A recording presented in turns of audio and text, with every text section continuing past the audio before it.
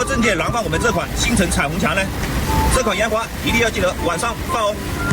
首先，我们打开箱子，一定要找到里面有一个带接波器的引线。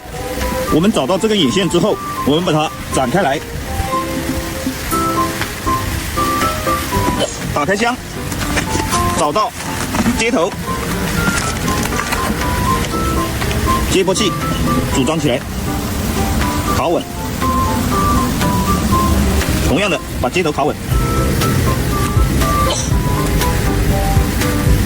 调整好距离，把引线拉直，切勿从中间卡过，以免卡到引线。点火的话，一定要点这根安全的绿色引线，切勿点这个红色的快引。